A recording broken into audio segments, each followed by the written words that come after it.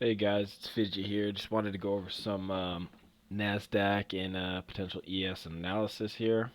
We're still, I guess you could say, unfortunately, but price action wise, fortunately, trading in this same range once again. Easy to see if I zoom out and show you the daily on ES, which is the S&P 500 future.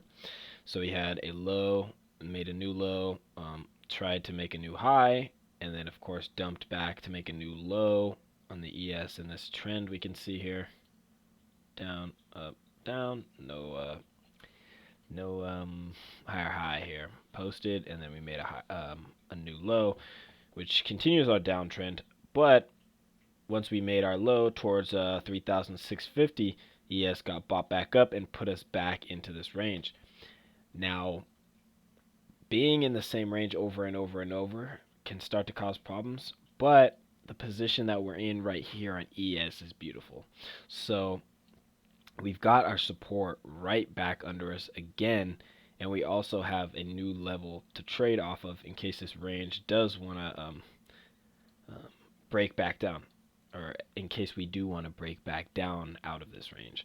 So before we were watching, for the top of our range, it was 4150 ES or 4300, and then our bottom was 3856 or 3800. Just based on this one wick, I'd rather do it off of multiple touches. That's just my way of doing it there. But we could see, this was our range here. I'm gonna delete all this crap. Um, so this is our range here. You can see two touches to the top helped us create resistance. We failed to get back over or test it again, and then once was support, came resistance, and we pushed back down to this spot where it had bounced 2 to 3 times. Made a new low, but that new low gave us a new level. So at 3680 or 3679, we have a potential level here. And you might say it just looks like consolidation. Where are you getting a level from? Looking at the price action here, you can see a bearish engulfing and then some type of star. Now this isn't too bullish of a star just because this body here doesn't close over that previous resistance. But then when we look at the next daily candles, we had a continuation and pushed back over to fill this little gap here. So I'll highlight that. So that this bottom down here that I showed you shows me two things, right? So now that we are over this specific level here, which is the top where that bearish engulfing started, I want to watch a short zone in here, right?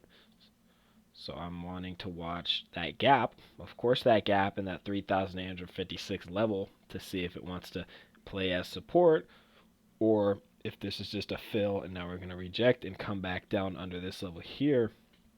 But now that we had closed over this bearish engulfing on the daily, I want to see us get back under 3,794 or this zone here before potentially going short. You may ask why. Of course, we made a new low and we are in a downtrend, but we got bought back up into this range. So if I go ahead and take a look at the weekly, this is a bullish engulfing back into our old range. And in reality, we had a bullish engulfing weekly, two bearish candles, but none of them, I would say, superseded this price action of buyers that I see here, right? So when you see this bullish engulfing from what is this? 1, 2, 3, 4, so 4 or 5 weeks ago, it tells me that there are buyers down here at 3,856, and they wanted to push us up, to that 4,150. That's the clear price action and the story told there. But the key takeaway would be it's telling us there are or were buyers down here, right? So when we came back down to this level, we got destroyed, but in the long term, buyers stepped back in down at this 3,856 level. So now I'm wanting to see if buyers can step back in and hold this for a potential flag or, some type of double bottom. Because in reality, if we go, maybe even further out, I haven't looked at the monthly yet, but we'll look at it together. Yeah, we can see that it's a wick that never actually closed into that range. And if I look at the monthly price action, it shows that if we break this 4,150, 4,300, we potentially have room up to here before price action says on this monthly chart that we could go back down. Of course, this could act as a level here too, but that would be 4,300 that we already know of. So we'd want to see that get passed first. So I'm slightly bullish in this downtrend. I'm not saying I'm going to wake up on Monday tomorrow and just hammer calls. Of course not, but it allows me to see two different sections that I could trade off of, and mainly being down here. That's what I'm watching, because we have buyers stepping in here, sellers stepped back in when they weren't too strong, and then of course we have another bullish engulfing that gives us another support level to trade off of, or potentially trade off of.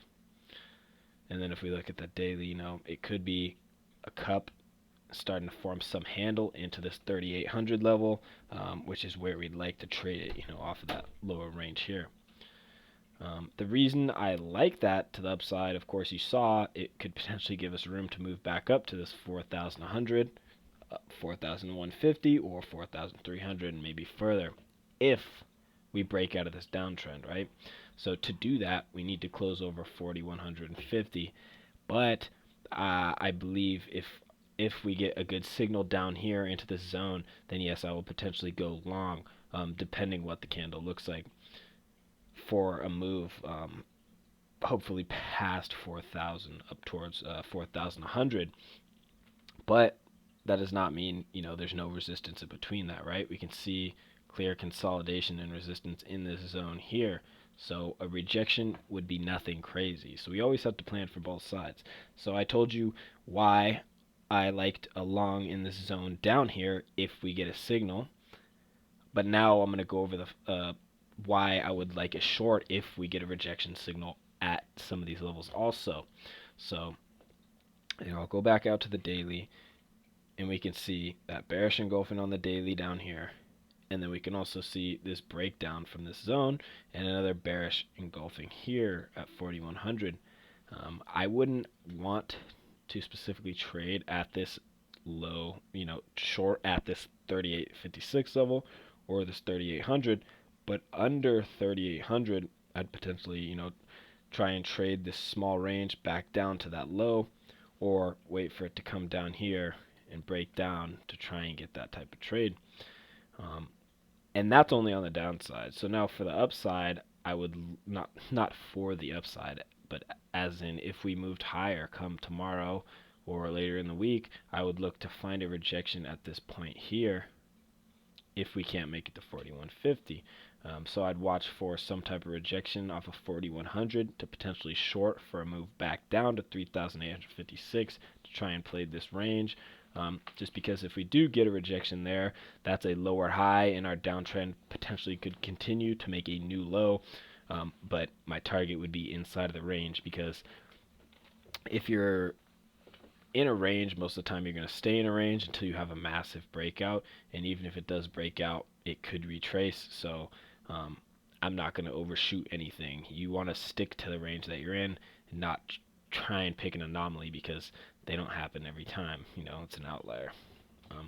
So that would be watching longs down here if we can hold this 3,800 up to 3,856, and then watching shorts if we could reject 4,100 or 4,150 for a move back down to that support zone, or a breakdown under 3,680 to go short again, or this 3,800 level.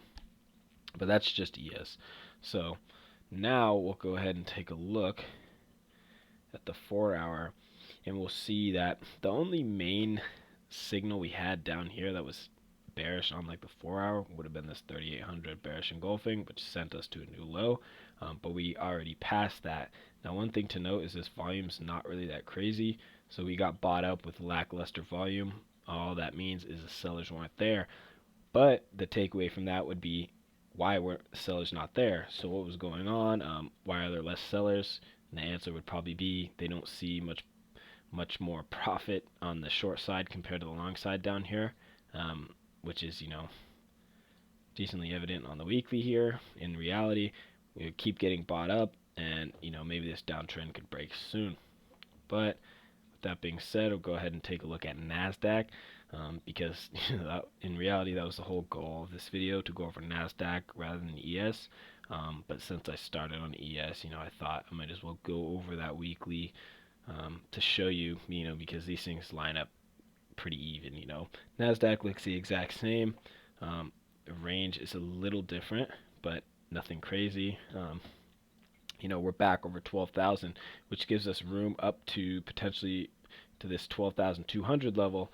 And then if we can hold 12,200, I'd look for a move to 12,487. But I'm not really going to go long on anything in this zone unless we'd get a massive bull flag that is screaming at me, or some ascending triangle or something. And then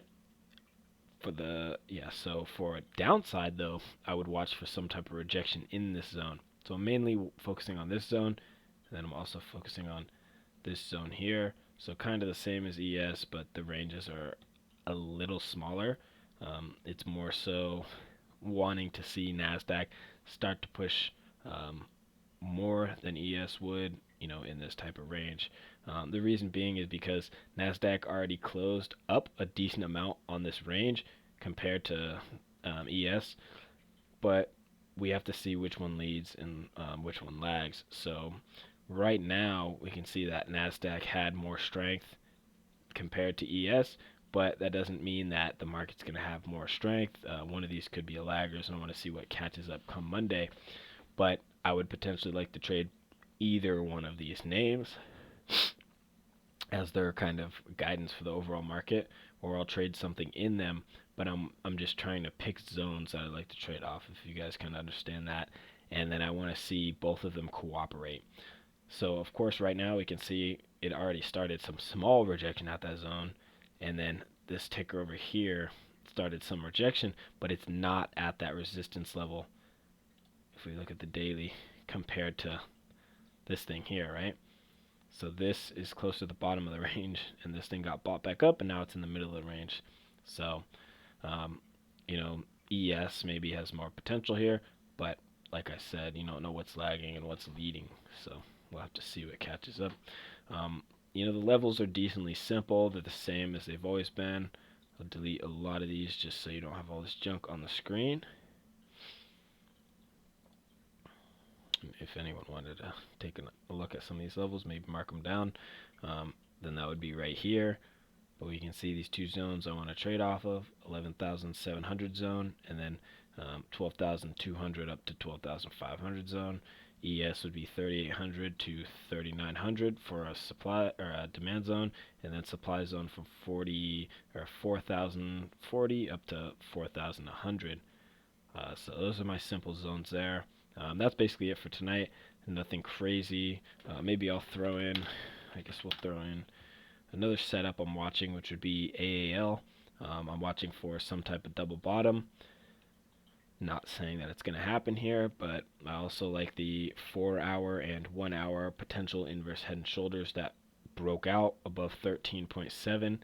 And, I'm already in a position on this trade, but I'm not full size, so if I do add more come Monday, I will probably let you guys know.